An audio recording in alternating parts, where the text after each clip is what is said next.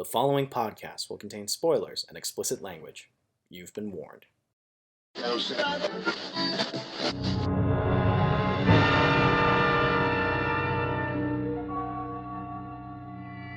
is nothing wrong. We are controlling transmission. For the next hour, sit quietly and we will control all that you see and hear.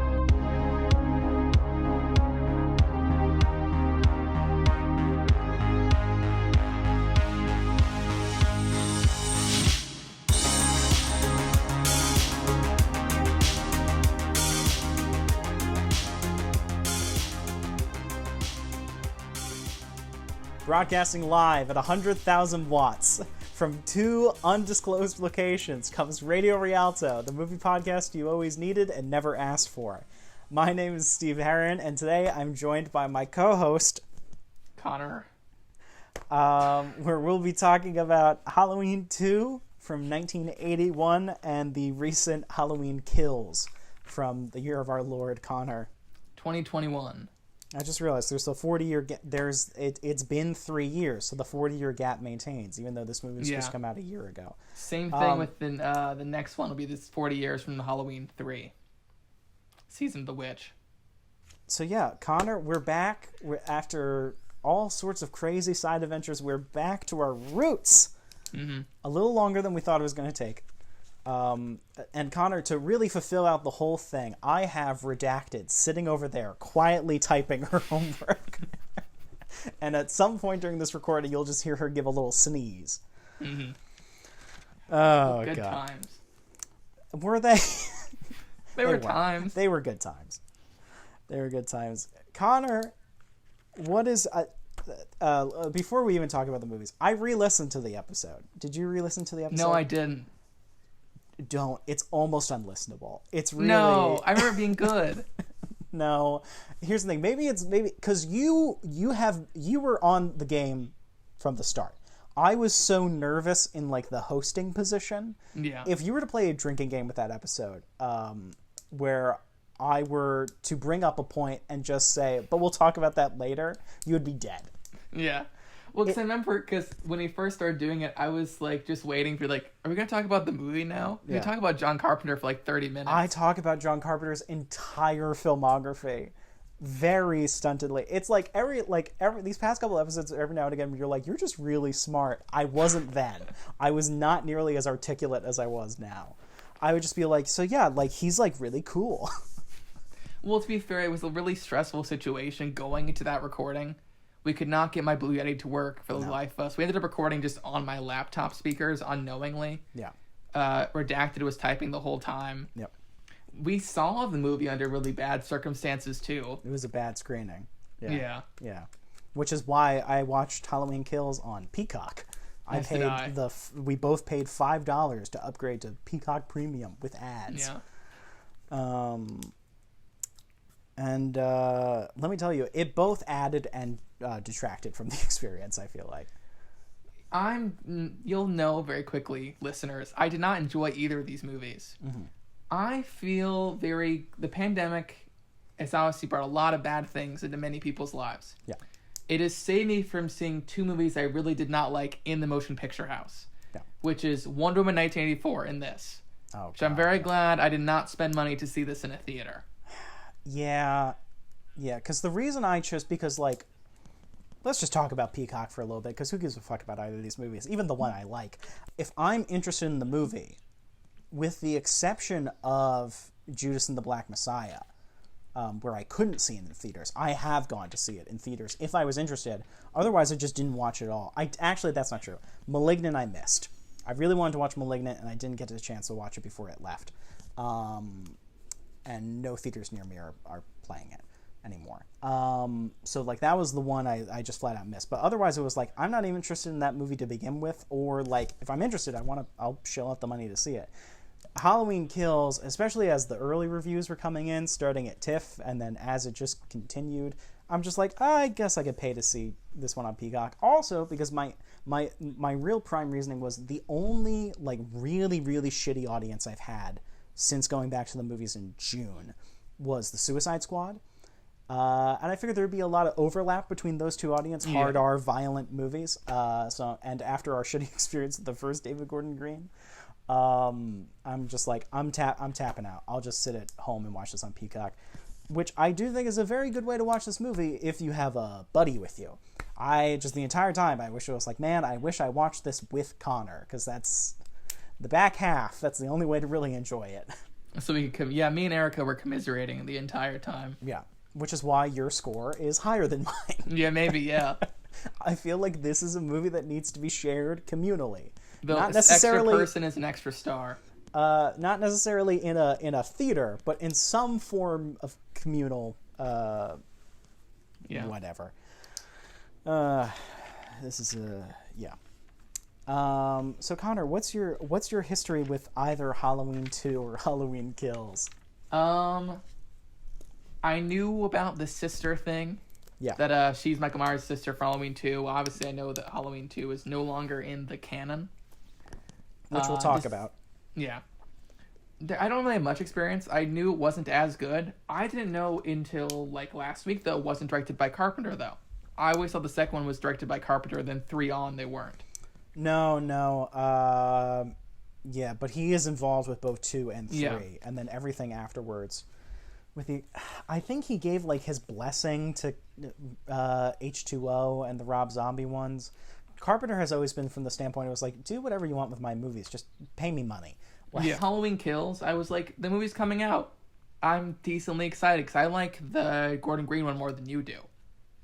Yeah, especially in that first conversation. Listening back, you said there was a possibility that it could have ended up in the top 10 of your year. Yeah, I really did like it right when I first saw it. You were more enthusiastic about it than I was, even though I liked it fine, despite some complaints, which we'll talk about later. Yeah. See, old format. And I have not rewatched 2018. I did rewatch 1978, which I did like a lot, even better the second time. I think the movie's pretty damn perfect. Yeah, because that means it's an uptick, because you were much cooler on the original. You liked 2018 more than the original when we first... See, this is why I re-listened, because I wanted context. That's true. I need to rewatch 2018.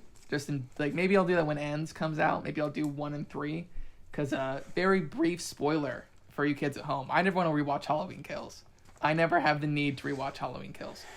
We'll definitely talk about the future of this franchise by the end of this episode. But it was coming out. I heard it was kind of stinky, so I'll definitely watch it on Peacock. Yeah. What is really interesting is because what is interesting about these are both sequels that pick up moments after the original ends. Kills does a little has this sort of prologue that sort of throws a shoe in that, but the main beef of the stories, it's Halloween 2 starts with the last 2 minutes of Halloween, except they cut the shot where you actually see Michael's face. And they've added Mr. Sandman as a bookend to which we'll talk about. I gotta stop saying that. It's weird. Let's talk about it now. It's a weird choice. I kind of like it because I'm a sucker for the laziest trick of happy pop song over fucked up imagery. Yeah. I like it more in the ending, that final shot where he's burning alive and Mr. Sandman's playing. Also, I think, is it a play on the Boogeyman? The Sandman, Boogeyman, they're kind of two sides of a coin. I mean, yeah. Someone who comes to you when you're asleep, when you're most vulnerable. Yeah. Because, there's, John Carpenter's movies, which I know Halloween 2 isn't directed by Carpenter, but it's supposed to be in that world. It's supposed to be they are trying really hard to we are still in Carpenter land with the Dean Cundy of it all, which that I am saving for later. We're going to talk about Dean Cundy. We also have a 5-minute diatribe on Dean Cundy in that original episode where I go through most of his filmography as well. The reason I wanted to rewatch 2018 Halloween is because I knew that this sequel was going to pick up right after. So I was kind of on the fence of whether or not I wanted to do it. And I'm I imagine that David Gordon Green is making this movie with the context is that this new one, people are going to marathon before. There are certain franchises where they just know that people are going to do a big rewatch up to the release. So I'm I should keep in that same mindset. It was this is one continual story. I don't think that paid out. But that's something that Halloween 2 does as well. It was we were picking up right as... So we each have the full experience for one, but not the other. Because I didn't want to rewatch the original Carpenter Halloween because I just didn't want to get Halloweened out. I was already watching 3 fucking movies. Yeah. So you, I feel like, gave Halloween 2 its proper experience, and I gave Halloween Kills its proper experience. And yet I like Halloween 2 more than you do, and you like Halloween Kills slightly more than me. Yeah. Do you think you would have liked Kills more without the experience, the Gordon Green one? Seeing a slightly better movie before it? That is a great question. I don't think so. Because, like, well, I jotted down all sorts of notes on the my Gordon Green rewatch, which I was going to cover very briefly when we got to Kills. But a lot of I was shocked how much of the movie I did remember. There was very few things about the movie that I forgot. Like, I forgot that the shitty boyfriend lived, which was something we talked about in the original episode. I didn't even notice when we had. I just assumed that he got killed because it's just a barrage of teenagers getting killed. These Gordon Green ones have way higher body counts than the original ever did. The original has a clean 5, and we only see 4 of them.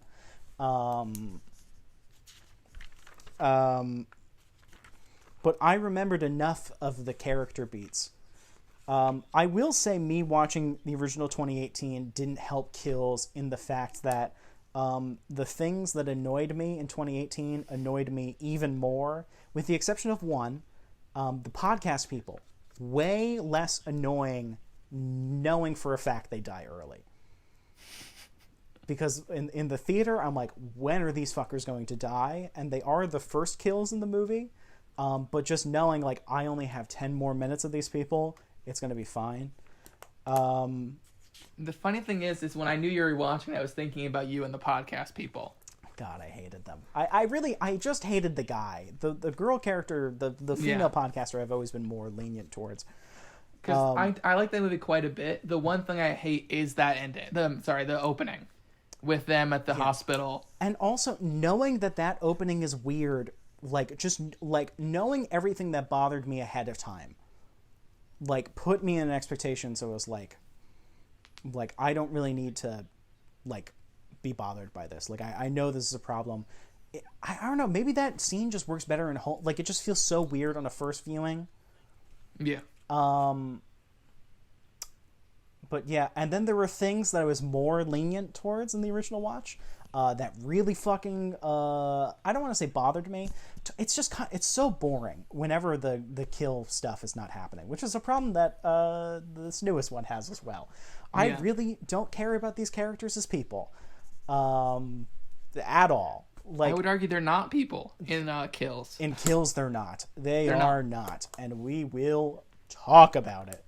But, like, I really don't care about, like, in theory, like, I can see what the nugget of the idea of these 3 generations of Strode women is. And I do think that's a really cool concept. I don't think it's really explored at all. In Kills, literally 0%. Yeah. It is not even a factor whatsoever. Yeah. And I also feel like it's a different movie. It's an entirely different movie. It's a different movie. I would argue that both, I forget the daughter's name, but both Karen and the daughter are just different characters from Halloween 2018 to this movie. No, that I, not to revert, now that we're an old fan, Matt, we'll talk about that later. Literally my first note is about Judy Greer. My first note on Kills is about Judy Greer. So we'll talk about Judy Greer. Yeah. But before we go too deep into Halloween Kills, let's just very briefly talk about Halloween 2. Yeah. I'm just gonna let you go through your thing because I can't imagine you don't have that many for this one. I don't know much. Well, first of all, very wild movie. Yeah, it's a very interestingly structured movie. Yeah. I didn't love it. Mm-hmm. I like that Kills this as well. I like we do get a look at Haddonfield, like the town as a whole. And I think that works much better in 2, and it does not work at all in Kills. So that is one of the strengths of 2, I would say, is when we go explore Haddonfield, I feel like it actually works. And I do like the people. We don't really get much of them and much of a characterization of them. But you get an idea of this town and the culture of this town. And yeah. actually people in a town as opposed to characters of people in a town. God. But like the idea, and also I feel like a lot of that's just helped by it's still set in the late 70s, and obviously it was made in the early 80s, so it was basically contemporary. But like the fact that information doesn't travel as fast, like that was the one thing I didn't understand about Kills. It was just like by the time we get to the end of David Gordon Green's Halloween, we are already a good chunk of through the night. I felt like it was like midnight or 1 a.m. That was my assumption. And like the fact that like people in the bar still hadn't heard about shit in the gas station, which happened 12 hours earlier, especially because like small towns, they're all over their fucking. Do you have like a patch? Like, do you know about the patch? No. The Patch is this online newspaper that has, maybe it's an East Coast thing, but I have to imagine there's equivalents in other parts of the country, where it's just like they hire reporters and editors in small towns to do stories about these small towns. So every town has their own patch, but it's owned by this parent company. So like the patch is like a hosting format, and they have their like set network, and then they have these individual domain names. Like, so in my area it's like Westfield, Scotch Plains, Cranford. They each have their own, Westfield patch, Scotch Plains patch, etc. And it's all like the grossest, like gossipy fucking shit. Like, this lady complained about this so-and-so, like local politics nonsense. Like it's sub like newspaper. Also just like fucking Facebook mom groups. Like all these people would hear about like any sort of, was just like, this happened at this, like when like a mile away from me, a 7-Eleven was built, and like the entire 2-mile radius was complaining because like there's this statistic, like if you have a 7-Eleven, like within a half a mile radius, crime goes up like 400% or whatever, because like shoplifting and shit. And like people will hold up 7-Elevens, but like we're in the middle of fucking suburban New Jersey, and no one's gonna hold up this 7-Eleven. It's this whole dumb bullshit like that would spread like wildfire in a modern age, and that's why half the shit about the townspeople in Kills doesn't make sense. Whereas in so it was just like, if a guy like killed somebody across town, like the police would have to report it, and it would have to be like sent to the hospital. Like all these different channels would hear about it at different times. Yeah. The kid at the razor blade is the scariest thing in that entire movie. The little girl with the razor blade in her tongue. Oh, at the like that she's kind of played as a joke where she constantly she can't talk. Yeah. That is the most haunting thing in that entire movie. That involves a woman's face being melted off. It is just, I don't know why that image was just so striking to me. And maybe because it's like, Michael Myers, obviously, that could happen. It's the whole point of Halloween, is it could happen to you because he's in a suburban neighborhood. Yeah. But just a little girl, like, just by under candy, with this humongous razor blade stuck in her tongue, just, like, sent shivers down my spine. Do we ever see the blade in her We do. tongue? We see the blade in her tongue in, like, a couple shots. I must have missed that shot. I must have, like, been grabbing popcorn or something. Because I like it. That's why I took it, because I saw the mom checking, was like, we need to see a doctor immediately. And then them leaving. Like, it's kind of a I missed that shot. I don't know. No, how I missed that shot. There's like a little. It's like maybe like 1.5 seconds where the mom checks, like, how are you doing? Like, are you okay? And then the girl opens her mouth, blood flows out, and then you see the razor on her tongue. God. And I was like, oh yeah, that's terrifying. I saw the bloody rag. Yeah. And big R.I.P. to my guy, Ben Tramer. Yeah, one of my notes is about Ben Tramer. Do we want to talk about it now? It's crazy. Here's the thing. The moment is such a cool moment. It is a great, like, horror action movie kill of, like, a guy just getting fucking wrecked by this police car, pinned into the side of the van, and just floom. But the context of why he's dressed exactly like Michael, within the confines of this movie, it makes no sense why he would be wearing the same thing. If this was like a 1 year later thing, and some stupid teenager as a fucked up joke was like, I'm gonna go around like Michael Myers, that makes sense. But the fact that it's the same night, and he happens to be wearing the most random of outfits, a jumpsuit with a white mask, a white William Shatner mask, it's so stupid. It's so dumb for a really cool moment. It's a really cool moment, but it opens 1,000 questions in my head for the rest of the movie. Yes. Where it's like, no one cares that this like random boy was just murdered. Well, they find it was Ben Tramer. One of the things that I loved about how fucked up it is that it takes them so long to figure out who he is because he's burnt to a crisp. Like, they lay him to, later we have an autopsy in, the morgue of this hospital, and he looks like Uncle Owen and Aunt Beru. God. But no, because we only find it's Ben Tramer because his friend's like, yeah, we can't find Bennett Tramer, but he was drinking, and he was wearing this goofy mask. They say, but also during that morgue scene, they talk about the teeth. Yeah. Because they mentioned it was I don't know, he might be 19, and Loomis is like, Michael Myers is 21, but that's not enough. We got to see if we still have to assume he's out there. Which leads me to, that line specifically makes me have a huge question about Jim Cummings' character in Kills. Because he talks about that he and Michael Myers used to play as kids, but Jim Cummings is at best 20. Let's give him the benefit of the doubt. It's the late 70s, people aged harder. He's maybe 28 then. So was he an older kid that was playing with Michael? Well, 2 is technically not canon. Maybe Michael's... Well, the age still wouldn't matter. The age would still be the same because in the first age, he's 6 years old in 1963. So no matter what, he is 21 in 1978. Here's the thing. There's a lot of things in Kills that are just poorly conceived. Yes. And that's probably one of them. Yeah. But anyway, the Ben Tramer thing I just thought was fucking... Erica thought I was crazy. Because when they said Bennett Tramer, I just, gasp laughed. And I was like, that's the guy Laurie was talking about in the first one. Obviously, her and Ben Tramer are going to hook up and go to the homecoming the next day. Yeah. But, Ben Tramer, gone too soon. Mm-hmm. And my last note is, at least from me, sadly just a very empty movie. I felt nothing the entire runtime, other than my gasp laugh at Ben Tramer getting wrecked. Here's my thing about Halloween 2, which to me is just the perfect 3.5 of a horror movie. Obviously, Halloween... basically structurally perfect for what it is. It is the epitome of low budget. It's innovative for this, that, and the other reason. It's a perfect little object. And it comes down to it also had one of the best marketing campaigns of all time. An iconic poster and a great tagline.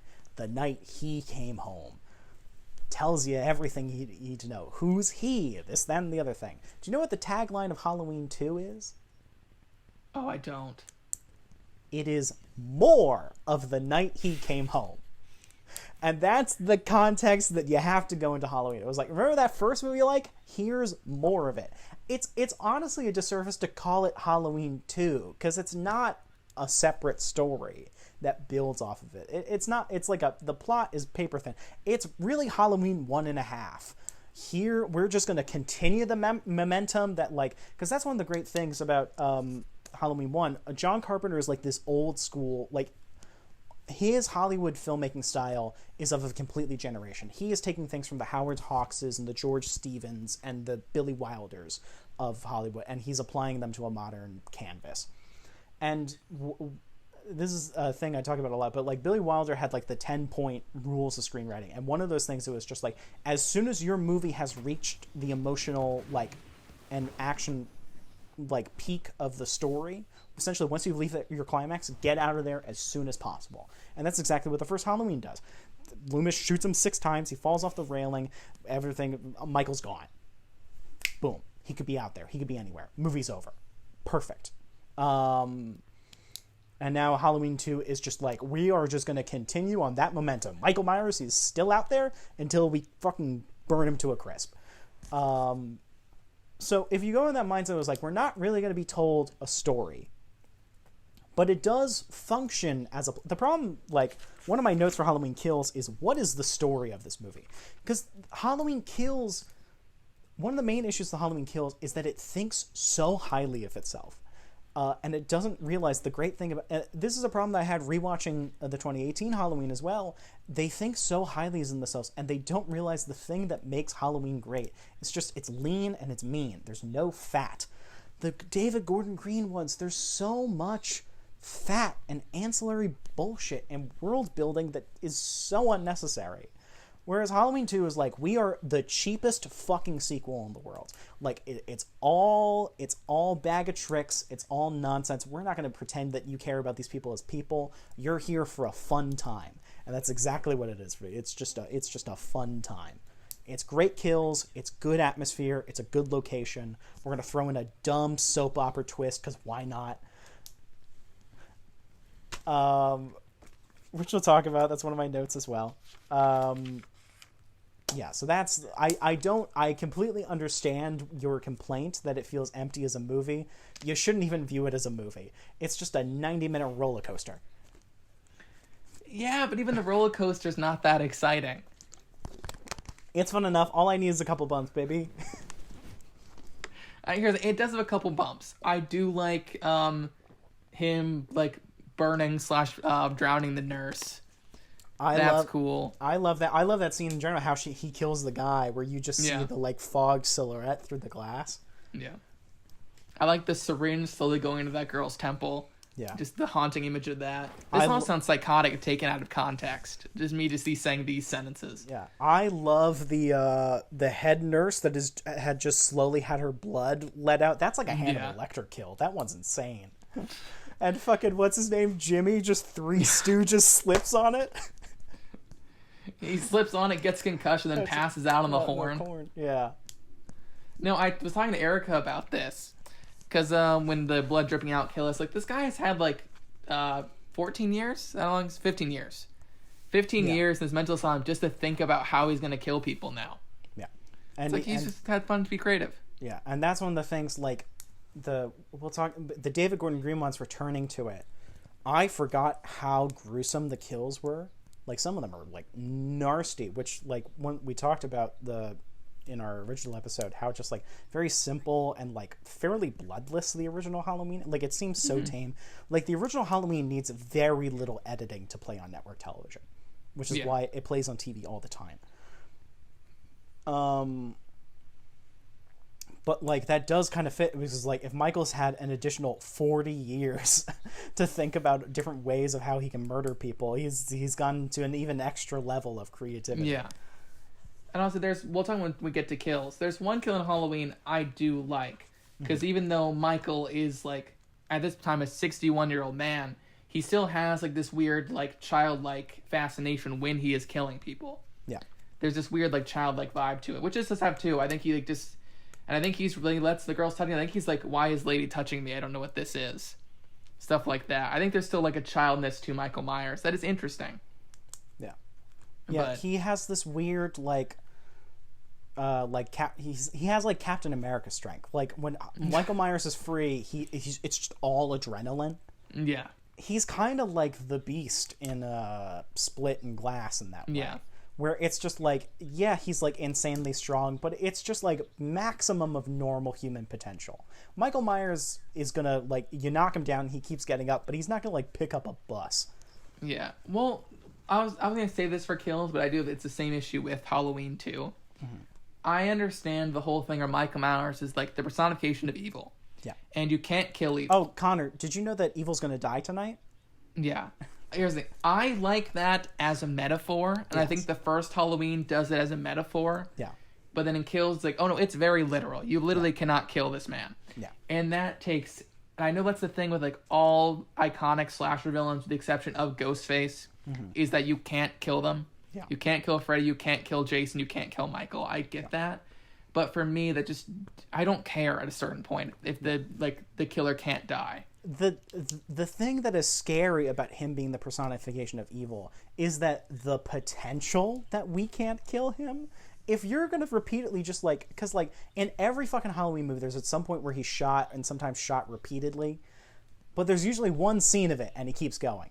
That, for some reason, in an audience brain, totally works within movie logic. But Kills, there are multiple scenes where he's just fucking shot and shot and shot again. He's shot like 3 different times in the movie. He's stabbed in the back with a pitchfork, and he's stabbed in the fucking tendons with a butcher's knife. Those last 2 by the same character within minutes of each other. It's like the idea of Michael Myers is scary, but if you overplay his power, it's just because it's my problem with magic. Like when you in storytelling, like if you have magic but you don't define the rules of it properly, it just becomes fucking nonsense. It's it's sandbox, like, but actually my gun is bigger than your gun bullshit. Yeah. No, so that's just my big issue with Michael Myers as a whole, which then the first Halloween, like I said, it is a metaphor. Yeah. You can't kill evil. But at Halloween 2, where he shot technically 14 times, because he shot 6 times by Loomis, 6 times again in the hospital, then Laurie shoots him in each eye, and then he's burned alive. Yeah. So he shot 14 times, then he finally dies when there's a giant explosion. Yeah. But even then, technically, he comes back in 4. So well, that's like a whole different thing. That's a whole different can of worms. Also, 4, they deal with like druids and like he's brought back to life. Like it's all sorts of bullshit. That's true. That's true. But the kind of the thing is, it was just Halloween doesn't really work as a franchise. No, it doesn't. And I that's one of my notes about my David Gordon Green revisit, is that tonally and stylistically this in no way works as a sequel to the original Halloween. But also, it's like nearly impossible to work as a sequel as Halloween. They made one really good movie that is not asking for more stories. Yeah. Because, like we said, the thing about Michael Myers is scary is just the idea of Michael Myers, and that's what's scary about the ending, is that he could always be out there. Like when I first saw Halloween when I was fucking 14, I slept with the covers over my neck, even though I knew the movie was fictional. But the thing that calmed me down when I was 14, I'm like, he's in Illinois. He would have to walk all the way to New Jersey, let alone that this is like 35 years later, and once again, he doesn't exist. But it's the idea of that. Yeah. It's the idea. He can literally be anywhere. The irony now is that every night I fall asleep looking at the image of Michael Myers. He's hanging on my doorway.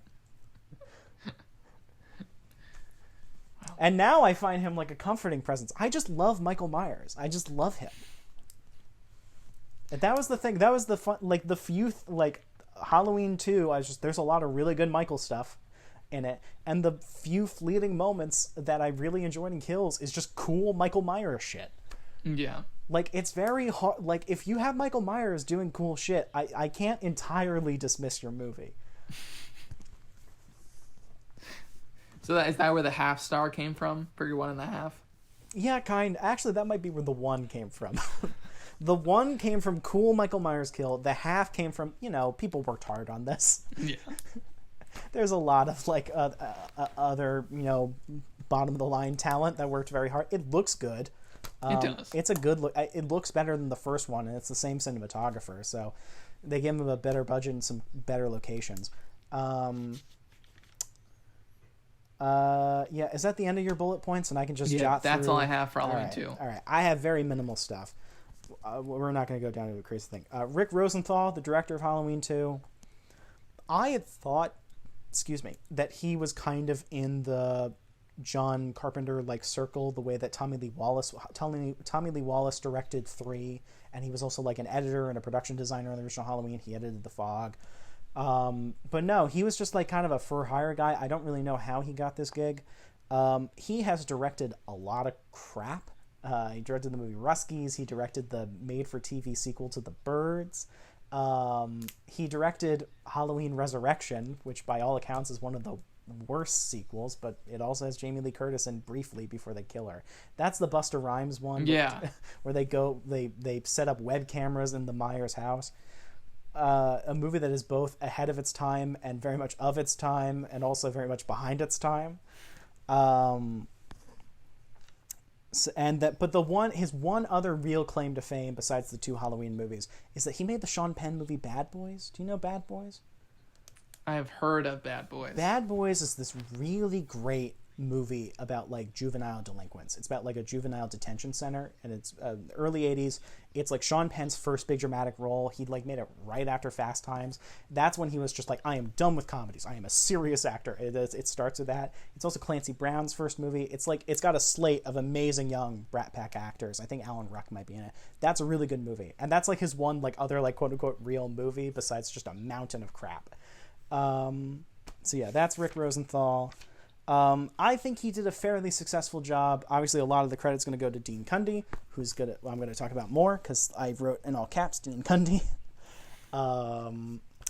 I think he and Dean Cundey did a very good job with continuing the sort of Carpenter style, which all these other sequels don't even attempt to. Even David Gordon Green, when he's playing in 1978 Haddonfield. Jamie Lee Curtis. Laurie's not a character in this.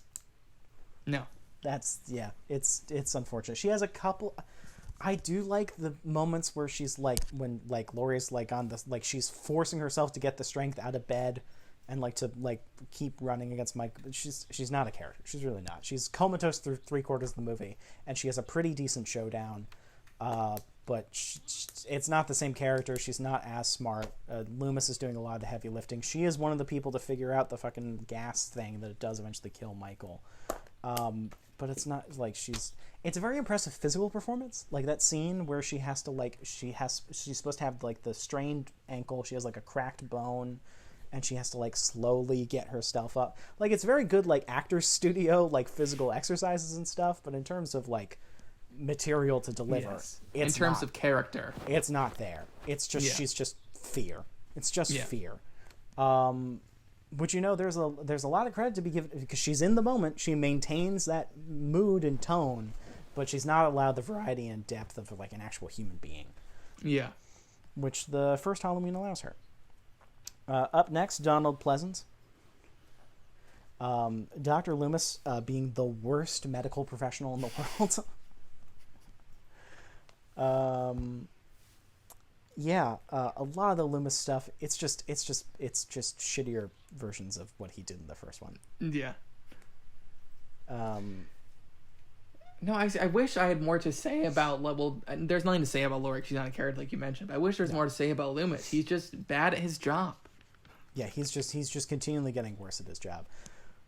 Because I feel like there is something to be said about Halloween 2. One thing that Halloween 2 does well is just it is a very high energy tone and maintaining that level of energy throughout a 90-minute runtime, which can be exhausting, but is an achievement. They do maintain this high level of tension across a very simple plot in a very short amount of time. Halloween 2, it takes place over the course of 4 hours?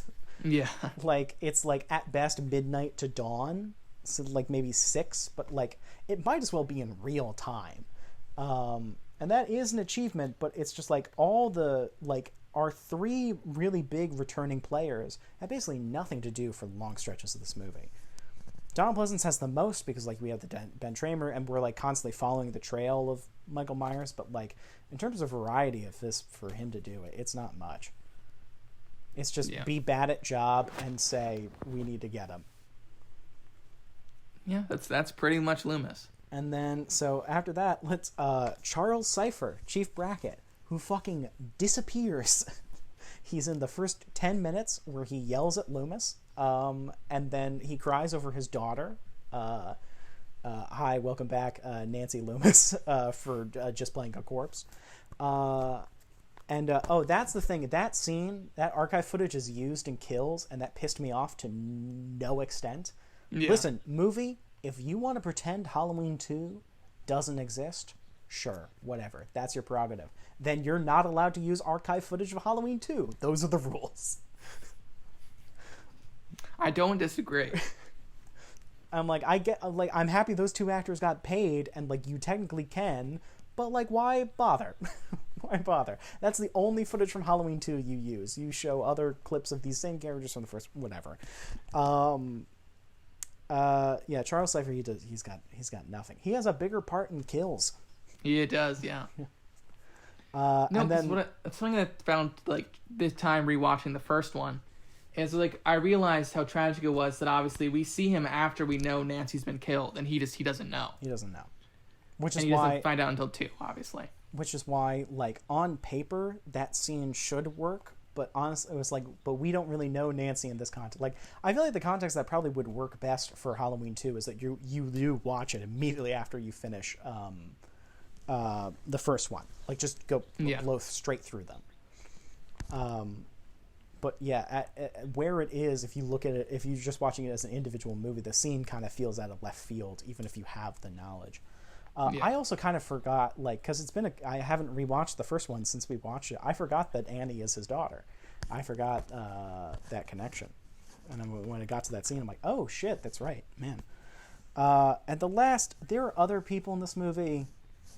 All the performances are fine. It's at a level for an early 80s horror movie that I would say is acceptable, if not a little above par, but I didn't really want to talk about it. I just briefly want to talk about Lance Guest, who plays Jimmy. Probably one of the dumbest characters I have seen this entire year. When I was watching this movie, I'm like, is he in the first one? Because they mentioned that Laurie had a crush on a boy. And I don't, like, this, like, romance feels, like, totally out of left field. Especially because she's like when he's in her hospital room, like, is this the first, like, does he know her? Like, I know he mentions that, like, one of his siblings knows her, but I'm like, have they met before? Why is she so cool with him being in his room? Obviously, he seems like a nice, sweet, approachable boy, but it just felt weird. Yeah. The only real reason I wanted to talk about him is that Lance Guest, besides being in Halloween 2, his other claim to fame is that he is the lead character in the movie The Last Starfighter, which was directed by Nick Castle. Oh, okay, cool. Yeah, so there's like a weird little connection there.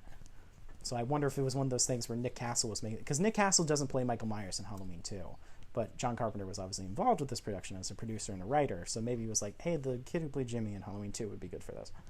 So yeah, Lance Guest. He has a hilarious death. Yeah. You don't want to talk about the real star of Halloween 2, Dana Carvey? Connor. Right there. He was next. Did you spot him? I had to Google it. Because I knew he was in this. The funny thing is I spotted him. Mm-hmm. I saw in the credits, oh, Dana Carvey's in this. Cool. Yeah. And then I saw Dana Carvey, not realizing it was Dana Carvey. I didn't realize it was him at all. Yeah, and then later I was like, oh, fuck, where was Dana Carvey in this movie? And I was like, oh, he's that guy. I had to Google it. The funny, he's in two different scenes too. He's in the final shot of the movie, because that news van comes back and then it's that crane shot up. Well, kind of. Actually, one of the final shots of the movie, because then it cuts to her inside the ambulance and then it cuts to Michael burning.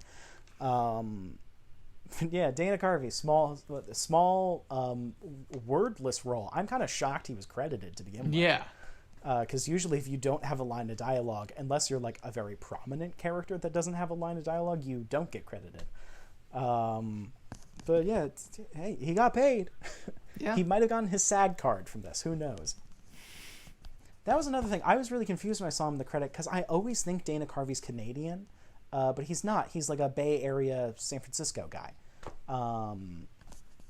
Maybe you get Myers is Canadian, obviously. Is that you get him mixed up? Because they're that and kind just of linked that way. Both the Myers thing and just a lot of SNL people are Canadian because of Second City Toronto. Like that pipeline. Like there's just like Dan Aykroyd and John Candy is not SNL, but like a lot of like those alt comedy people are Martin Short. A lot of famous comedians are Canadian. And it's just one of those like, I don't know, David Carney, he seems kind of nice. He does have Canadian energy, yeah. Yeah. Up next, I have the true star of this movie, Dean Cundey. This movie looks fucking fantastic. Dean Cundey has shot a lot of incredibly good-looking movies. This might be the best looking movie he's ever made. It is just him. It's just like, it's all that young, raw, I still need to prove myself energy with just a little bit of a budget. And it's just like, everything in this movie just glimmers. And it's like, there's so much cool, like, low light, like, faking moonlight stuff in the hospital rooms. There's a lot of great, like, we're just gonna, this empty parking lot, we're just gonna, it's wet. It's just wet, and it glows. It looks great. There's so many cool, like, long takes in this. John Carpenter, like I said, he's like, I don't really know why I wanted that extended long take to that. It's not Steadicam. It's like it's like pan and glide or whatever. Yeah. he's just like, that's so flashy, and I'm so not flashy. Like, it was the one time I like got that out of my system, and you could tell that Dean Cundy probably just ate that shit with a spoon. He's like, more, because there's like 6 of them in this movie, and they're all great. I love the one where he's walking down the street in the corner, and he's just out in the middle of public and nobody notices him. Oh, it's great. This movie looks fantastic. I was just like, I can't wait to get this 4K that just came out. I can't wait to get this 4K that just came out. It's all shadows and light. It's just great. This movie looks awesome. Any thoughts? No, here's the thing. Those Shout Factory 4Ks are interesting. Yeah.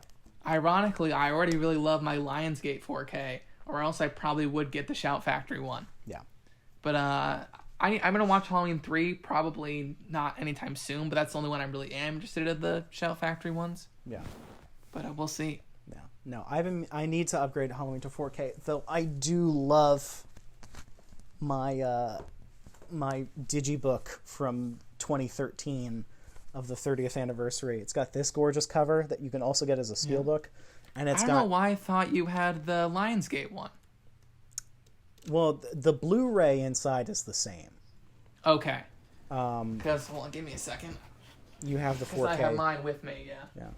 But this also, it has great behind-the-scene photos and a nice little essay in here. What was the photo that I really loved? There's a couple.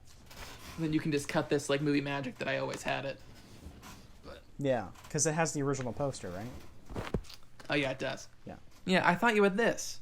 No, I have this. Also, because when we watched this, it was in my binder, so I didn't have this with me. Oh yeah, true. But I love this cover, and then this also has some great. It has the poster on the inside, and it has some great. I love this behind the scene photo of John giving direction. Where's the other one I love? I love this one of them being cute. There's there he is. He's getting stabbed. And there's this last great one. Here's Jamie Lee Curtis looking into the viewfinder of the camera. This is great. The only bad thing about this is this little pocket for the disc, which Blu-rays are pretty scratch resistant, but I always get nervous taking a disc out of this. Don't get me started on like sleeves for Blu-ray cases. They drive me fucking wild. Yeah.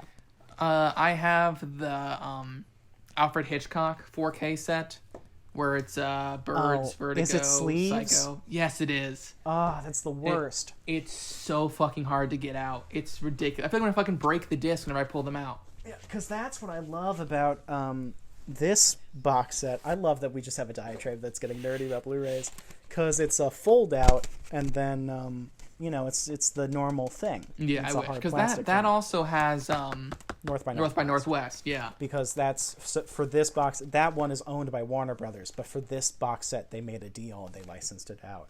Yeah. And I imagine they probably went to Warner Brothers and said, "Hey, are you going to make a 4K of North by Northwest?" And Warner Brothers probably just said, "Not anytime soon."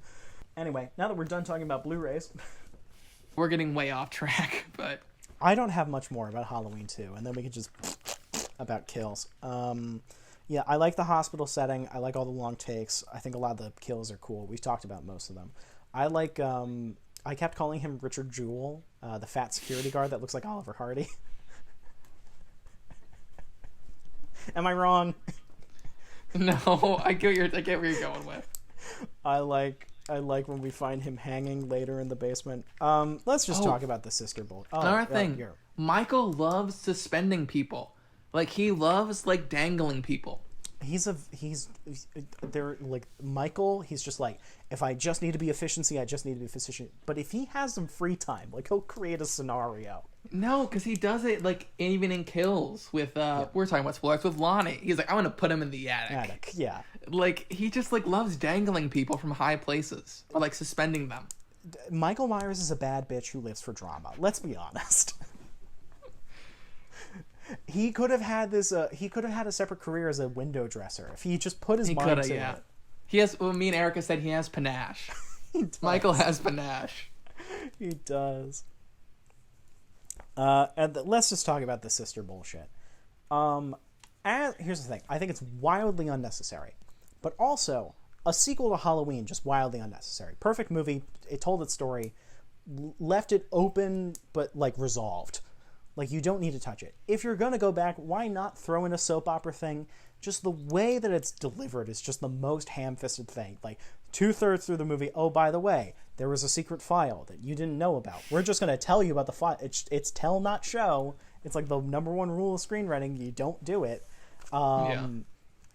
She's his sister. That's why he's going after her. Like, Michael Myers shouldn't have a motivation. He shouldn't know that Laurie's sister. I do like the weird flashback scene. That's her dream. I think that's shot really well. And I do love the weird haunting imagery of, like, the kid looking out the window and she enters the room and he just turns around. And I think it is a thread for 4 through 6 for what they are. They take the thread of the Michael Myers Laurie sister connection and they just go fucking crazy with it. With her, like, her daughter, and she's dead, so it's like an uncle niece weird thing. Like, if you're gonna, like, why not go in that direction if you're gonna make a completely unnecessary franchise? It's just the way it's delivered in this movie. It's just stupid. Stupid, surprisingly inconsequential. Yeah, really, like that's the other thing. It really doesn't matter. It adds nothing. Also, by the end of it, Laurie doesn't know either, right? No, I don't know. She's not told. Yeah, she's not told. So, like, why even bother? Like, honestly, you could cut that scene, and it barely even affects the movie. Well, Laurie, air quotes, knows, I guess, because obviously young Laurie met young Michael. She knows the Michael. But honestly, if that's just like a weird dream, then that even adds like a whole other layer of like subtext that was like, how does she view this relationship between her and her attacker? Like, you could explore all different stuff with that as an audience member. It's not like at this time this was treated as like high cinema. No one called Halloween 2 elevated horror. Because does she even know Michael Myers' name? She doesn't know his name in Halloween at all. The name Michael Myers is never brought up during the first Halloween, correct? No, I don't think so. I think he's just some guy. Yeah. Well, no, she knows about the Myers house. That's true, but she doesn't know that's Michael Myers hunting her. She could probably put 2 and 2 together. Maybe it was like, hey, maybe it's that weird kid. Yeah. I don't know. I would have to rewatch the original. So do we want to move on to kills? Yeah, we can move on to kills. Before we fully move on to kills, I jotted down some notes about my rewatch of Halloween 2018 that I just want to run through quickly because there's a lot of overlap between my thoughts on both movies. 2018 revisit notes. Tonally and stylistically, this in no way works as a sequel to the original. They just feel like if you were to watch them, the two back to back, like besides some very ham-fisted exposition, like they're barely connected.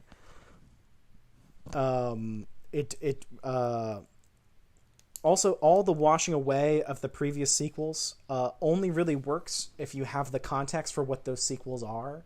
Like, that's what I'm talking about, the tonal shift from 2. It's just, like, 2018 is such a hard, like, tonal 180. It was, like, this course correction of what, you know, David Gordon Green and everyone else, Danny McBride and whoever, saw as the flaws of all the original sequels.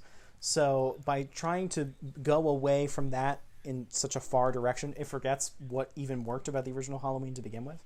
Again, a movie that, on principle, just doesn't need a sequel to begin with. Even a 40 years later one. I had always thought that the movie had shot in Georgia. It didn't. It shot in South Carolina. And this Halloween Kills shot in North Carolina, which we'll get into. Hey there. Editor Steve, 1 year later, actually editing this episode. Like I mentioned, Halloween Kills was shot in North Carolina, and unlike the first David Gordon Green Halloween, they actually feature the Myers house, and they built the inside on in a studio in North Carolina. Weirdly, in North Carolina, there's this guy who built an exact replica of the Myers house from the original blueprints of that house in Pasadena. The inside looks like the actual house. The outside looks like the actual house.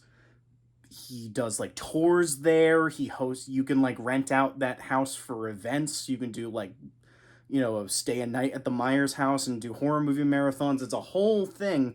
And it's in the same state as they shot the movie, and they didn't use it. They totally used their own thing, and there is a multitude of reasons why they might have done that. budgetary, you have a more controlled environment. But it's just weird that it's shot in North Carolina, where they have this freaking house built already, and they still had to build it themselves. It's the perfect example of how sometimes making a movie doesn't make logical, normal people sense. Anyway, back to the episode. But it feels like a totally different town. It does not feel like the same town at all. And also in that 2018 story in particular, the exclusion of the Myers house just feels kind of baffling. Like, why? Like, that's such an essential part of this mythology. And especially if you're going to do all these different generations, like, not even acknowledging the existence of the Myers house. Obviously, you talk about the murders and stuff, but, like, the image of the Myers house is such a haunting presence in the first one. Excluding it from 2018 feels weird. And I feel like that's something they try to course correct in this one, because they had a bigger budget to build it. But at this point, it's like a little too late. Anything related to the plot is so fucking tedious and boring. I really, like, when I'm watching a movie at home, like, I'll put my phone on the other side of the room. Like, whenever a kill wasn't happening, I was like, I need to look at fucking Twitter or whatever. I can't even begin to care about what is happening in this plot. That being said, the kills, surprisingly memorable. Every time I was just like, oh, this one's about to happen, and this one was about to happen. Like, they had lingered in my mind. Which, that's a positive, and they're pretty good kills for the most part. If not a little too gruesome. Like, again, it's just like, I don't mind kills in horror movies being particularly gruesome. It doesn't totally fit Halloween the way, like, if we're just going from one to this one. But whatever. We talked about, he had an extra 40 years to get fucking creative. And the performances are good across the board, even if the dialogue that they're saying is not. Do you have any thoughts on kills before I jot into my notes? We can. It's all like conversational stuff. Yeah. We can. Do you want to talk about like the beginning 1978 stuff really quick? Yeah, because that's technically my first bullet point. I have Thomas Mann and Jimmy C. Yeah, which both those were spoiled for me ahead of time. They were spoiled for me by Jim Cummings. Well, Jim Cummings because of his Letterboxd review, and then I looked on IMDb just casually at kills like a day before I watched it, and I saw Thomas Mann. Oh, no, for me was he fucking posted on Instagram him in front of the Myers house. So that spoiled that part of it for me as well. See, I don't follow him on Instagram. Well, my thing is when I Jim Cummings he did the wave thing on Letterboxd that he was in the movie. I was like, oh, is he going to be killed by Michael Myers? Is like one of those guys. Well, technically, yes. Yeah, but when he was the cop, Erica didn't know why, but I just laughed. The man's got to stop playing cops. I was like, he's a cop. It's so funny.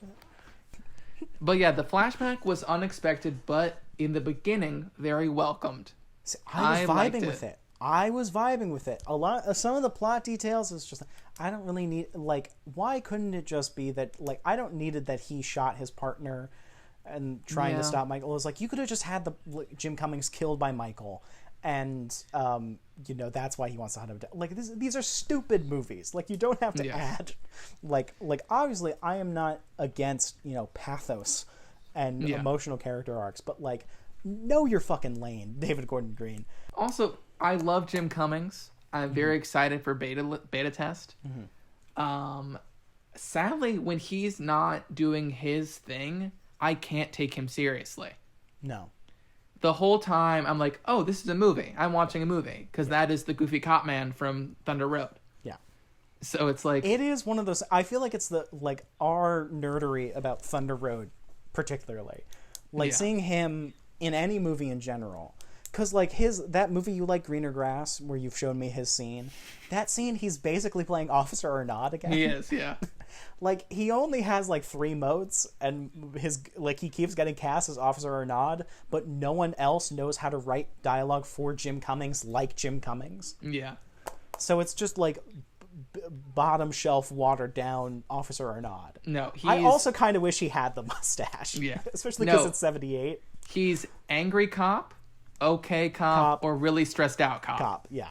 Those are his 3 modes. Yeah. Which is perfect. There's Wolf of Snow Hollow cop, Halloween cop, Thunder Road cop. Those are cover the entire spectrum, yeah. Yeah. But the funny thing is, the second you bring up greener grass, I just go immediately back to "Don't call your mom a school." Look at me. There's so many clocks in me. But anyway, the funny thing is, we're watching the movie, and I can't take Jim Cummings seriously. No. I'm completely out of the experience. I'm laughing. Yeah. And I look at Erica, and I forget she's never seen Thunder Road, anything. And I'm just like, "You're buying this?" And she's like, "What do you mean?" It's like, "It's Jim Cummings." Yeah, that's a vast majority of the audience. And they think I was like, all right, this guy plays a pretty decent like cop. Like, Yeah. he is good casting for like normal He is. cop. But the problem is we've seen him as the ultimate sad cop. Yeah. But yeah, I love Jimmy C. He just does not work in this movie for me. I just, I wonder if what was his character's name? Oh, I don't even fucking know. I couldn't tell you. I really wonder if his character knew someone whose boyfriend died in Vietnam and he never asked her about it. You think you're hurting me? I found out she lost her boyfriend in Vietnam! I never asked her about it!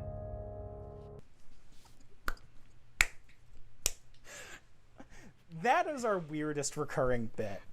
Yeah. That we got like Owen in on as well. That's true. I never asked her about it. Out of context, it's in such poor taste. It is, yeah.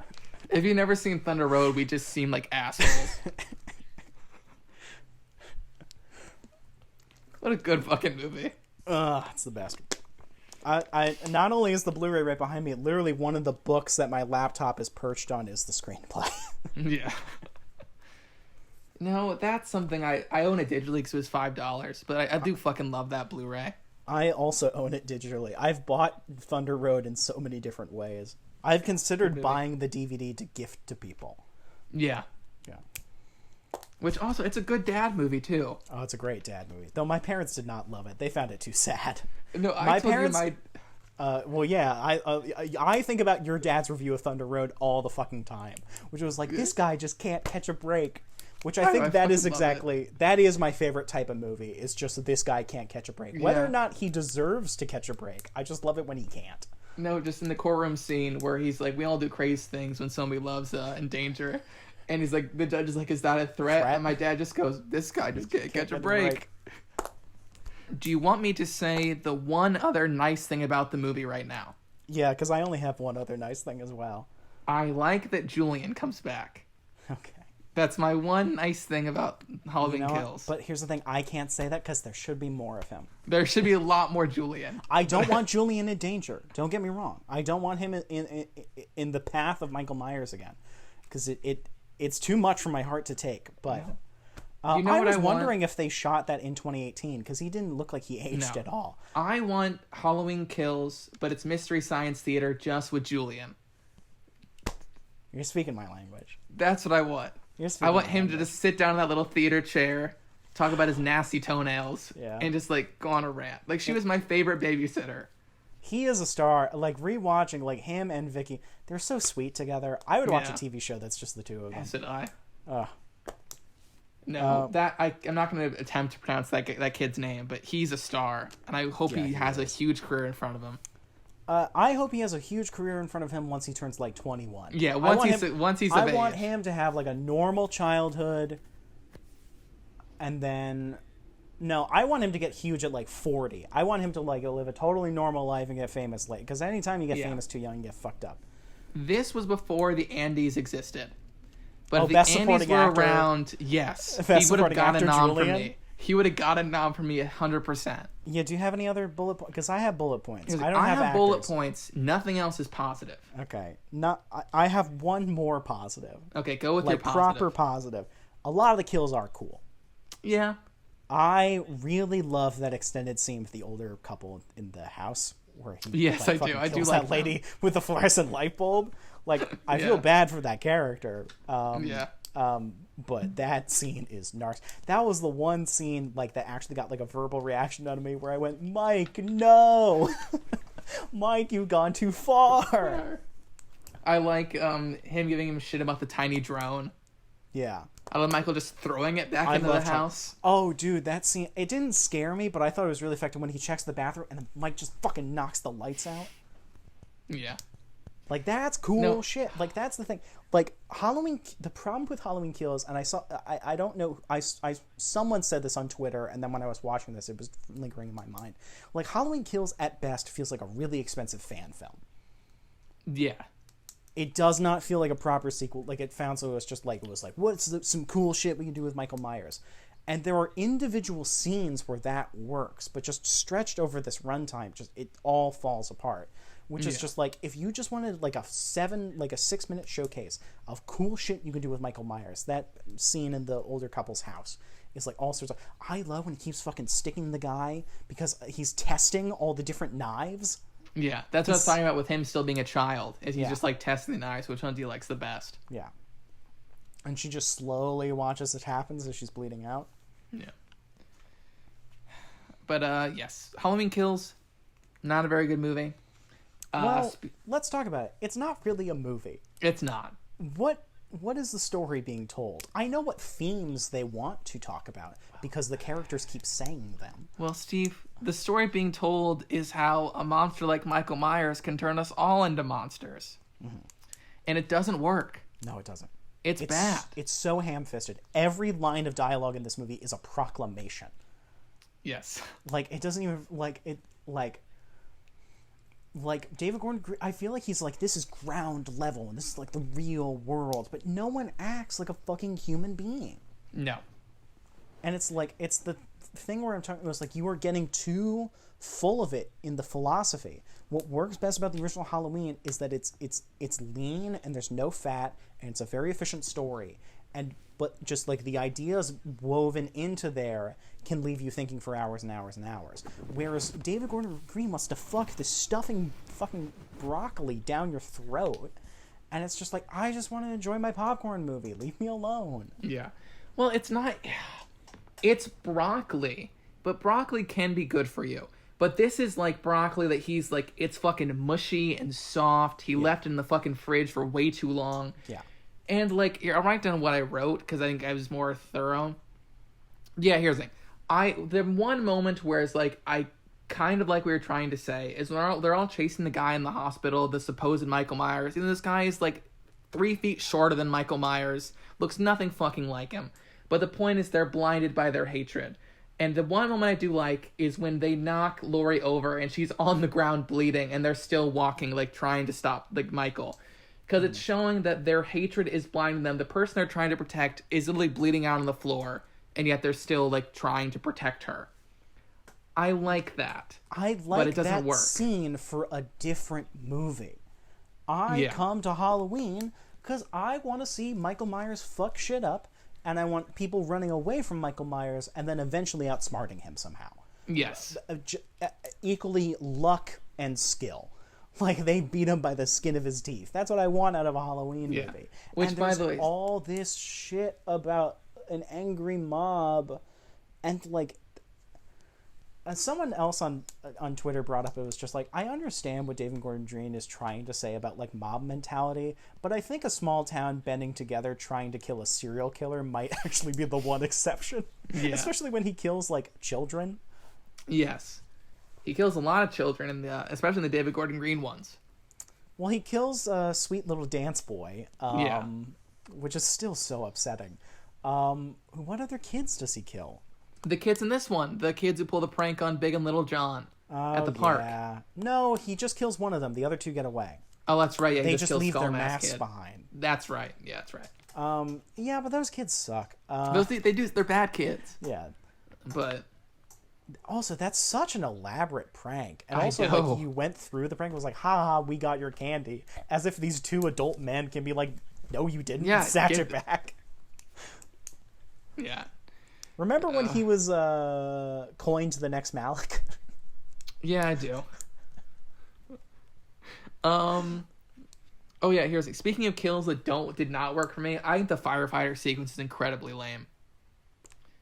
The POV shot doesn't work for me. I hate CGI like blood. I'll always hate CGI blood. Any of the scenes where it's like 6 people versus Michael Myers, like, it just doesn't really work. I don't understand why 2 of them just couldn't tackle him to the ground, and it's just like, it's the same thing at the end, though I feel like the end where they're beating, like, there's at least cool shots in that one. Yeah. It doesn't really work. The only thing that really works about that scene is that fucking shot that's in the trailer, the one that the Paddington Photoshop is perfect. Yeah. With him just like holding the fucking thing and like the burning building. If you just cut and then we cut back and all these like later when the police come by and they're just fucking dead, that's all you really need. Yeah. Because Michael Myers, it's like it's cat and mouse. It works best when it's just him going after one person. Yeah. Yeah, the movie doesn't really have any weight. I don't care at all. I don't care about these people. I really don't. Even No. Laurie, because the character I would care about most is Laurie, because baggage from the first movie. Once again, she's incapacitated through most of this movie. Yeah. And then when she's not incapacitated, it's all evil dies tonight. No, this is the one Halloween film where she does not have a scene with Michael Myers in the entire movie. I didn't even put that together. She never once has a scene with Michael I Myers. didn't even put that together. The two people that you want together. Because that was the other thing, like going back to Halloween 18, I forgot how little she's actually in the movie. Yeah. Like, it's really just a beefy supporting part throughout most of it. And obviously, she's Laurie fucking Strode and, like, Jamie Lee Curtis. So there's weight whenever she's on screen, you're paying attention to it. And even when she's not on screen, people are always... It's the Where's Poochie was like, what's happening with Laurie? And then she has that amazing ending. But yeah, the two people that you want to see in this movie the most, you don't, especially because there's that point where it's like a lot of the extended shit in the hospital, it's after fucking Michael has run into homophobic Bert and Ernie, and we already know he's at the fucking house, and we're spending 30 minutes on this little melodrama that I don't care about. I understand thematically what he's trying to do. It just does not fit into this movie. It feels so ham-fisted. Yeah. I even get like the literary connections. So it was like he's basically like Michael Myers is like a modern day extension of the Frankenstein's monster essentially, and now we have like the angry townspeople, which is an angle that somehow has never been explored in these movies before. But it just Apparently it's in like 6. Apparently, I was doing some research or like one of those. But still, it's been long enough that you can bring it back, especially if those aren't in continuity in this one. Do you want to talk about Judy Greer? And that was my Strode first children. That was my first note. My first note was, why is Judy Greer a wet blanket again? Isn't the whole point of her arc in 2018? It was like, I don't believe Laurie. I don't believe Laurie. I don't believe Laurie. Oh fuck, he's back. I'm a badass. Like, here's the thing. It's kind of a cheap arc, but really satisfying.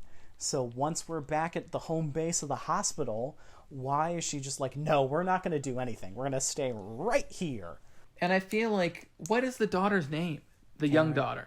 Allison? No, yeah, Allison, okay. Allison. Because I feel like Allison, I feel like she would be smarter than, like, going out, though. I feel like it almost reversed. I feel like Karen would be like, we gotta stop, and Allison would be like, we need to stay here. I feel like it'd be almost reversed. Yeah, I agree. And that just made no sense to me. I see where you're coming from, yeah. The whole, whenever she made the decision to leave, like I said, both Karen and Allison, like, they're not the same people from the first movie. They're really not. And you could say it was like, but these are movies about trauma, and trauma changes people. Not that fast. Not that way. It does not change your ideology in 10 minutes. No. Judy Greer is given one really, really good scene. And it's at the very beginning of the movie when she has to wash the blood off her hands and with the wedding ring. Yeah. That shit's really good, and she delivers it. But again, it's just like every fucking major movie just casts her as this wet blanket, whereas on television she's like one of the great wild cards. The great thing about Judy Greer, she'll fucking throw anything at you, and she's great at playing like catty, and she's great at playing sort of ditzy, and it's just like these boring, nagging motherly types that is just not in her wheelhouse. First off, they're poorly written parts to begin with, but then it's just like, it is just a waste of talent. Yeah. No, I'm not wearing this shirt because I wore it to see Lamb, which is a good movie, by the way. But, yeah, Judy Greer, she should be the lead. Yeah. Give her interesting shit to do on screen. Yeah. Because on the small screen, like you said, she's doing fucking weird shit. The first one is Parks and Rec. Not Parks and Rec, I'm sorry. Arrested Development. Yeah. Yeah. Just let her be fun. Let her, like, have something to do other than, like, just be sad and naggy. Yeah, whereas in Archer, her character is basically the Bugs Bunny. Like, she's just an element of chaos thrown into shit. And also, obviously, she dies at the end. Which Does is incredibly... I think she does. I don't know. If Michael survived the end of Halloween 2018, anything can happen in Ends. No, because there's a thing, Steve. I don't know if you recall this, because you're not a compulsive trailer watcher like I am. No. There's a shot in the trailer where Laurie is walking out of the hospital holding the knife. And supposedly, that was the final shot of the movie after she finds out that Karen died. And she's going out to stop Michael. Okay. And my thing is, you don't need more reason for Laurie Strode to want to kill Michael Myers. No. You don't need You really don't. The whole point of the first movie, she's like, I want him dead, and I want to be the one to do it. Like, she was there from page 0. And, like, why kill Karen at all? Is my... Like, that does nothing for the film. It does nothing for the ending. Yeah. My Letterboxd review for this, before I decide I'll be nice, was going to be Halloween kills all my trust and excitement in this franchise. Yeah. But it's like, it's crazy. It just none of these decisions make any kind of sense to me. No.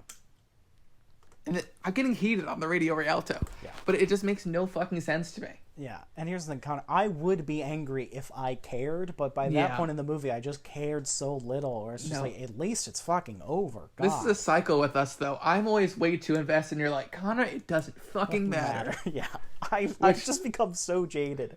Because, like, I know exactly how you're feeling, because I would get that heated in, like, middle school and high school about these sorts of things, and I'm just like, life's too short. No. Do you remember the most iconic one, though, Steve? Infinity War? Yeah, Infinity War. Yeah. The last time I really cared about Marvel.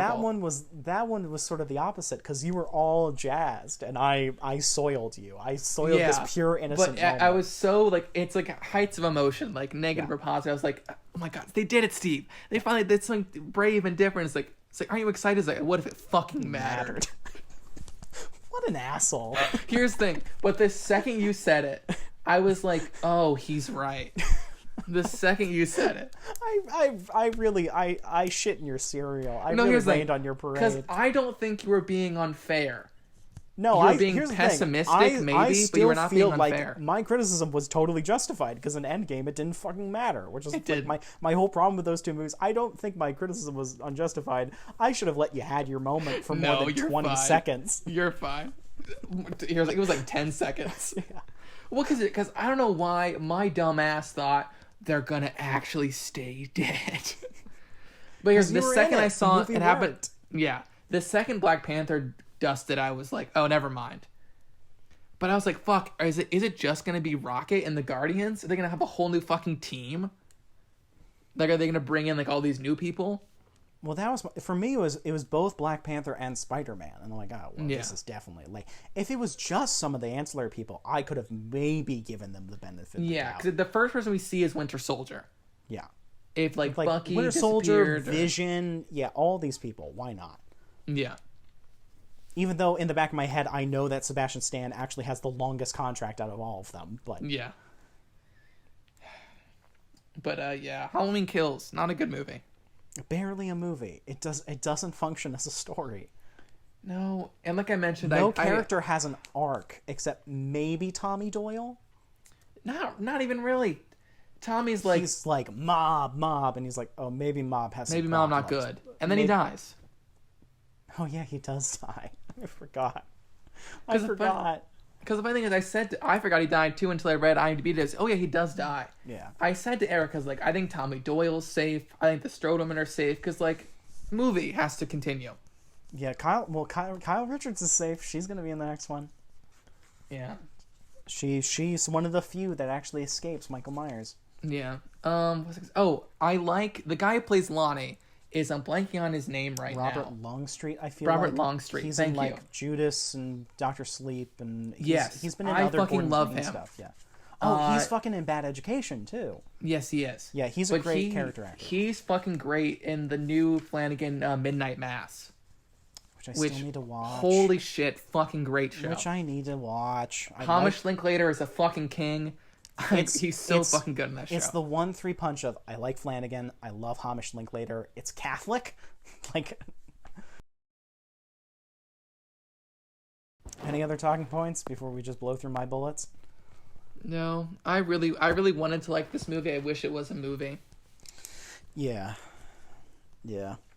Also, both these movies, they're so long. They're pushing 2 hours. They're too long. There's just too much The shit funny in thing them. is, I think I read this on IMDb, but I think it's pretty factual. I think Laurie doesn't show up until 20 minutes into the movie or something crazy.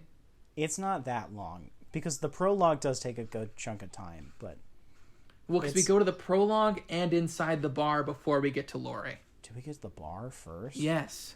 We get Tommy Doyle's awful open mic speech? Yes. Before we get Laurie? I could be wrong, but I'm almost positive.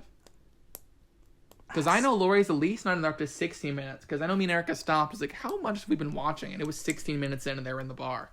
God. You know what the crazy thing is? Since on Peacock, I can actually just find out literally right now. All right, well, you're doing that Big John, Little John. They're fine. Why is so much time devoted to them? I don't, because they're in the Why Myers is house. That's why. So much time. Also, it's just like... I like both those actors. Yeah, they're both good actors. Like, really towing the line of what could be incredibly offensive stereotypical gay men. But I think if there's any success in those portrayals, it is in the hands of those actors, I feel like, based on the material they were given.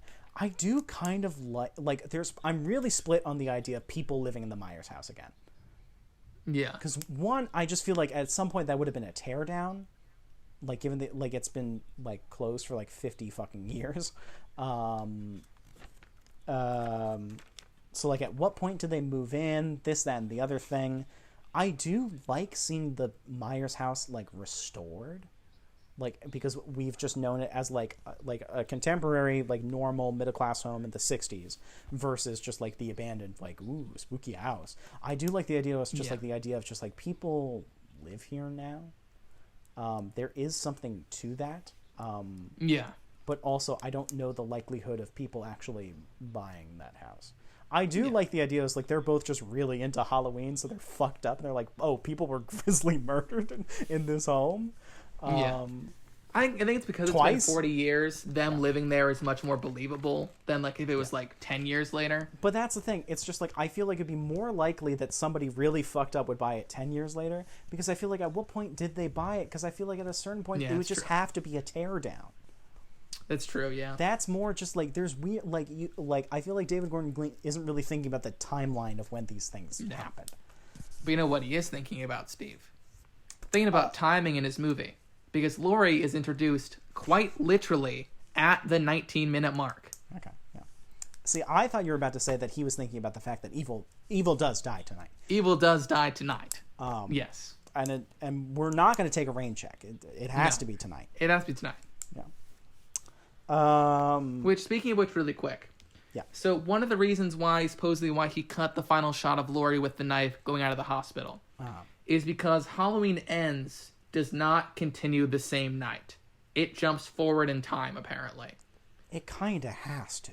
Which my question, but how though? What's gonna is Michael just gonna go on a hiatus for a little bit? I think he's just gonna be on the run. I think he's kind of gonna be on the lam. I feel like he doesn't run though. You know what I mean? Like Michael doesn't run. He walks, yes. But no, you know what I mean? Yeah, like he wouldn't stop. He does. It is my whole thing about the shark. Like he just keeps going. Yeah, he will. Maybe they just can't catch the guy. He's just on his spree going across the country. I'm very curious to how big the gap is. Because if it's like a week and they just can't catch him, and, we're just picking up like a week later and then whatever. But the thing is, like, he doesn't need to be caught. Because, like, in the sense, like, he's not going to, like, leave Haddonfield. Like, you know what I mean? Like, he's just gonna keep, like, mowing his way through the town. Yeah, I guess. Yeah. Like, it's not like he's gonna, I'm gonna fucking go to Florida for the summer. That's not gonna fucking happen. He migrates like fucking monarch butterflies. I don't get how, like, there can be this not taking place, like, literally after. Yeah. I don't know. Connor, I don't understand a lot of the story decisions in this one, and I can't even begin to predict what the story decisions of the next one are. No, because I just feel incredulous. Like, I just don't know, like, what the hell you do with a Halloween Ends. Yeah. Especially because just, like, that's the thing. It's just, like, it's putting up such incredibly unrealistic expectations, because Halloween never ends. Because the Yes. whole purpose of Michael Myers is just like, it's the thing we've been talking about this entire episode. It's the idea of him that is scary, which is Yes. why, like, one thing, I didn't want this movie to be made to begin with. We talked about, like in the end of our episodes, we hoped that Halloween 2018 was the end of it, which was probably somewhat unrealistic expectations on our part. Even though we talked about, it was like, obviously this movie's making a fucking butt fuck ton of money. So, like, a sequel in that sense seemed inevitable. Yes. But that, like, Michael Myers has a pretty definitive death. He's getting fucking burned alive in a house. And obviously, that's how he died in Halloween 2. It's one of the, like, there's only certain ways that they've established in this franchise, especially because he's basically impenetrable to bullets, that is believable to his death. One of them is that you burn him alive, which Halloween 2018 sets up and Halloween 2, 1981 does. And the second one is that you cut his fucking head off, which they do in H2O, only to find out that didn't actually happen in Resurrections. So, like, now you've set it up to the point where it was like, all right, he's not going to be burned alive. So what the fuck is left? And also, it was like, one of the reasons I was so incredibly bored during the back half of this movie is the knowledge that, but there's a sequel coming next year.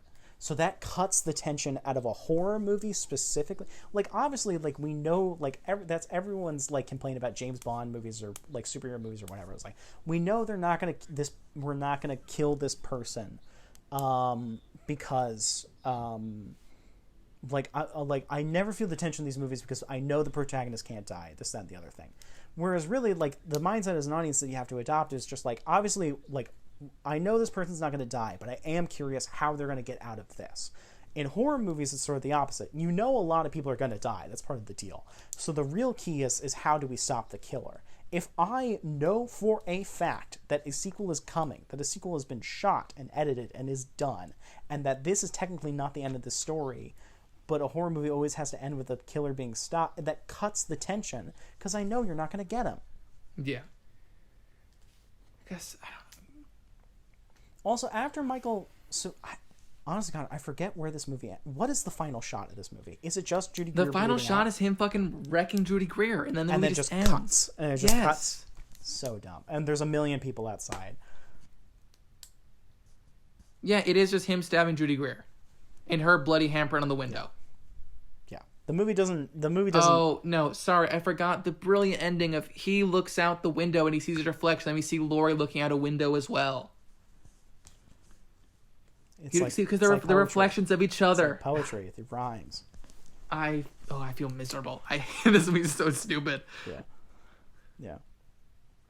I will say, this is like the first Halloween episode we did, I was very invested. I will give Halloween Kills credit. I have thoughts on the movie. Mm-hmm. Other, like, Radio Realitos, I'm like, this was a good movie. I had fun. I'm actually, like, I have things to say, and I have many things to feel. Granted, I knew it was going to be because we're talking about 2 movies, but this is one of the longer ones we've done in a while. I know, yeah, I just saw. Yeah. But yeah, it's just bonkers, like, how much this movie just doesn't work. Yeah, it's not a movie. It's really not. Yeah, this is coming from someone who actually, I really fucking liked the first one, the 2018 one. Yeah. I need to rewatch. I haven't seen it since that miserable theater experience. But, like, I really enjoyed it. And it was like you said, it was almost my top 10 of the year. It was just outside. Yeah. Back when I did top 10 lists, I think it was like number 12. Yeah. See, I think, Connor, the real problem you have with this movie is the fact that you didn't shut up and move. Yeah. You forgot the line. It was if you're gonna bitch, then move. Then shut up and move. Oh, dude, Steve, that moment, that was 20, like those 10 seconds of there being obnoxious. You shush from like, yeah, I feel fucking empowered. My friend's a badass. And then to be fair, it is the bitchiest thing I've ever done. Here's the thing. I liked it though. Because Yeah. those guys would be so fucking uncomfortable. Yeah. And then they were like, if you're gonna bitch, then move. Yeah, they were scuzzy guys. They were No, really what I scuzzy always guys. bring up whenever I tell someone about that experience is there's the part where Laurie's talking to Allison and she's like, don't worry about college, live your life. I never got a chance to live mine. Explore the world, travel the world. And the guy's like, dumb bitch, talking about Laurie. And I'm like, what the hell are you doing? What is going on? No, if you've come into a Halloween movie and you're not going to be on Laurie Strode's side, you're in the wrong movie. You're in the wrong spot. If you're there to watch Michael Myers kill people, there's an audience for that. Here's the thing. I am also there to watch Michael Myers kill people, but I do also want to be on the side of Laurie Strode. There are two wolves that live inside everyone. What's the thing in New Mutants? Two bears. It's there are two bears inside of it's everyone. two wolves and something else. It is. That I feel like that's a common, trope of appropriating, indigenous storytelling. What was it? Because I remember it was like, is this like appropriating Native American culture? Yeah. Fuck, I watched it recently too. I don't remember what it was. Isn't that Wolf of Wall Street? Isn't that McConaughey's speech where he's doing this? Oh, maybe. I don't know. But yeah, it's two bears. The one that wins is the one you feed. But yeah, so I interrupted your bullet points with length of movie. No, it was just Big John, Little John, whatever the fuck. Okay, all dialogue is a proclamation. We've kind of talked about this. I've talked about where I really don't like the mob shit, especially the shit in the hospital with the other crazy guy.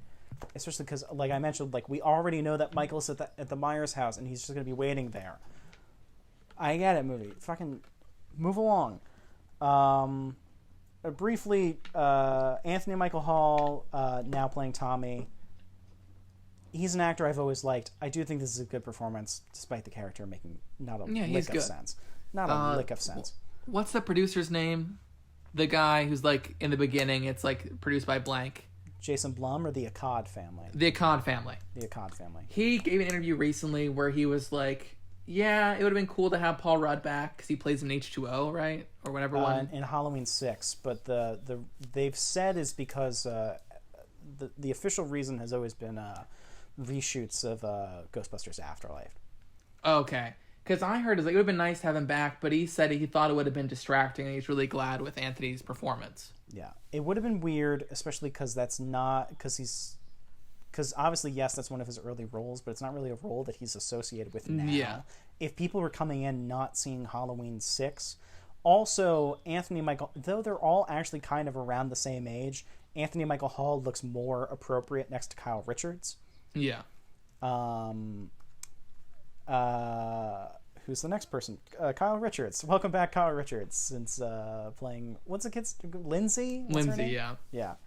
She's actually really good in this movie. Yeah. She's really good in this movie. I expect there's no tea to my True Housewives queen, whatever that show's called. Real Housewives? It's the Real Housewives of Beverly Hills. No tea to her, but I thought she was going to be so bad in this movie, and I really fucking liked her. Granted, they don't give her a lot to do in terms of dialogue, but that whole conflict with Michael Myers, like, which I love the moment where she baps him in the side of the head with a pillowcase full of bricks. Yeah, that she just finds next to a garbage can. I love that, and that scene where she's like has to like control her breath. I felt for her. She was in the moment. I'm like, damn. Like I hate all those fucking housewives. The amount of housewives that I have consumed in my life, because my parents, primarily my mother, watched them all the time. It's just like it's the word. A lot of it is just because it's acting. Those are performances. It's reality, but it's acting. It's producers taking them on. And honestly, she was a child actress. She was in the original Halloween, and her sister was in Assault on Precinct 13. Her sister, who is also a housewife now. They're both housewives now. But yeah, she was good. She was in the pocket. I was excited when she lived. I'm like, I'm kind of excited to see, as much as I'm not excited for Halloween Ends, which also, by the way, terrible title.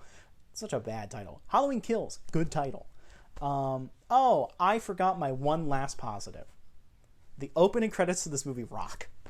With all the pumpkins, With all the pumpkins and the last pumpkin on fire.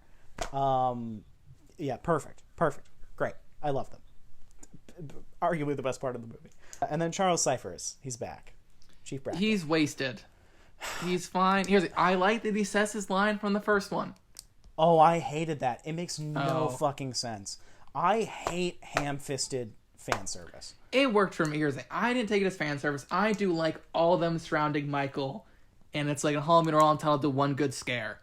It's cool. That line doesn't totally make sense in context. And it's the same thing whenever they ham-fist John McClane saying, yippee-ki-yay, motherfucker. This character shouldn't know that it has a catchphrase. That's true. That line, it's an iconic line. It's a line that I quote all the time. but it's just a one-off thing he said. It's not like he's going around saying that all the time. That's true. Every Halloween doesn't say that. Yeah, it's that character doesn't know that's an iconic line from Halloween. He doesn't remember that one fucking thing that he said. That's true. 40 years ago. The other thing that really bummed me out is that when they first, it was just like they're in the hospital, and that's that scene at the desk, and someone says something, and he turns around, and they zoom in on the name tag Brackett because they really want you to know that it's Chief Bracken. They're afraid you won't recognize Charles. Because it's been 40 years. The man's gained some weight, like totally normal. I felt bad. Yeah. You felt bad they had to zoom on the card to show you who it was. I really don't think that's necessary. And also because if there's any fucking, like, they'll get pretty quickly that that's the guy.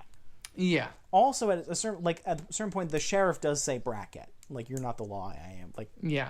Well, here's the thing. I think if he just says, like, my daughter was killed, I think, oh, it's the fucking chief of police from the first one.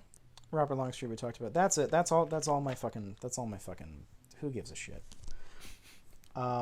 Here's the real question, Connor. Come a year from now, when Halloween finally ends, and evil, though we said evil died tonight, and it did, we're gonna have to put a pin in that, and we're gonna have to, evil will have to die later, whenever David Gordon Green picks it up. Do we cover it? Do we even bother? Do we care? I thought you were gonna ask if I was gonna watch it in general, and then I had a moment of like, maybe not, but I'm going to watch the movie. If it's not on, here's it. Hopefully the pandemic is to a point where it doesn't have to be on Peacock as well. But who knows? The industry might have changed that these day and date things are just happening now. But if the movie is not on Peacock, I will not be seeing it during its theatrical run. Yeah. I will say that for sure. Yeah. It will be something we would maybe do once it is on a streaming service, or it's like a $5 rental. Yeah. Because I, for a long time, I was thinking, I don't want to do Halloween 3 with it because it doesn't fit. It doesn't make any sense. No. I finally figured out, we would do H2O. We would do H2O when ends. Because that was the first reboot where we're ignoring 4, 5, and 6, and it's just after 2. And Michael dies until he didn't. So, but why even bother? I really just these have not been good return on investments at all. No. Here's the thing. I'm excited to watch H2O, at least. Are you? I'm intrigued by H2O. Why? Here's the thing. I know the answer why. It's because Jamie Lee Curtis is in it. It's Jamie Lee Curtis. I feel like that is the only reason really to return. It's not like H2O is beloved out of the sequels. There's someone who was like that. Their first thing. It's okay, Josh that's Hartnett what it was. And Michelle Williams. It's earlier for her too. See, yeah, here's the thing. That's all I need. Yeah. Michelle Williams, Josh Hartnett, my Queen Laurie. Yeah. That's all I need. Oh, and LL Cool J. Yep. Yeah. And Joseph Gordon-Levitt. Oh yeah. It is kind of a stacked cast. It is unfortunate. Well, here's the thing. This might be a positive. It's very screamy. Yeah, that's a huge positive. And Janet Leigh's in it. What the hell? Yeah, Janet Leigh's also in The Fog. She and Jamie Lee would team up every now and again.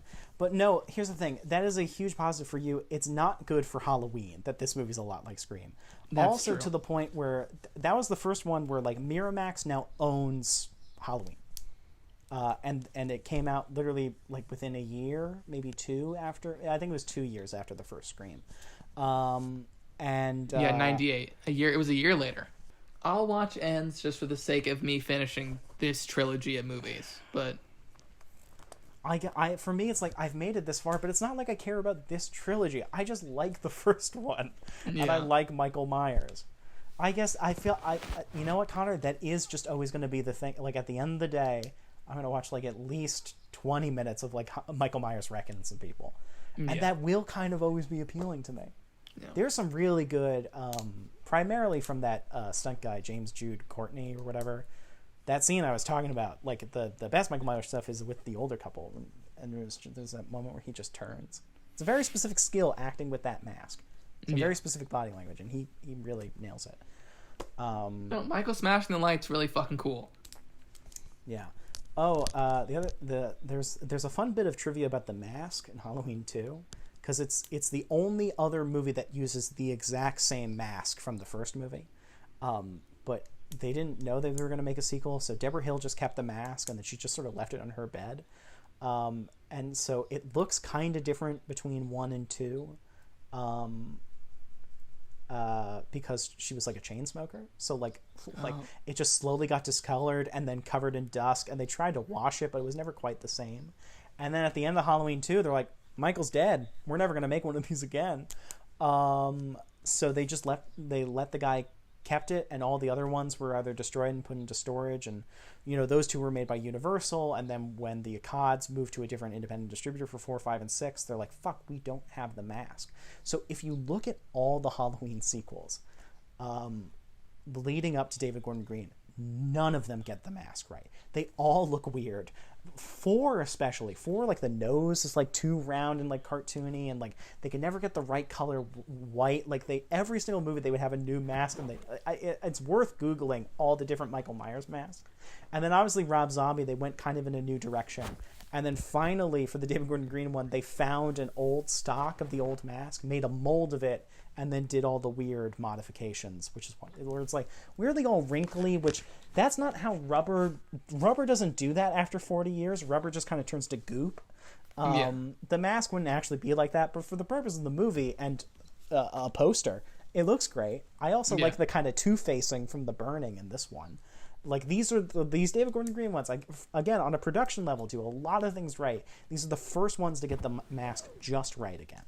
Yeah. No, because with the Shout Factory releases, just looking at the front covers, you can tell the mask is just beyond wrong. Yeah. Which is a nice attention to detail on their part. It was like, we're going to match the mask from this movie. Anyway, we've been talking for too fucking long about Halloween Kills. Yeah. Connor, thank you for Steve. joining me on this episode of Radio Rialto. Do we want to talk about what we're doing next? It's up to you, man. I'm good with either. Folks, thanks for joining us on Radio Rialto. Next time, we'll be talking about Alec Baldwin in the year 1988, which is Beetlejuice, Married to the Mob, Talk Radio. Talk Radio, She's Having a Baby, and Working Girl.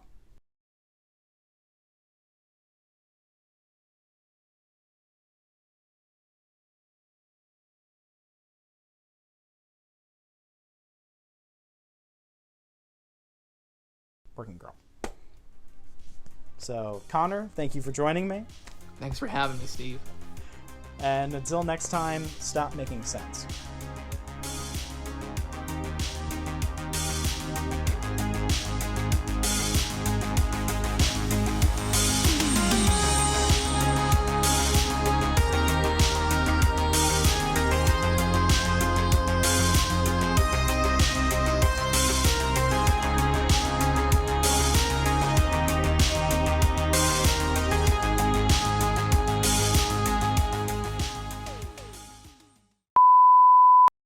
My mic rolling.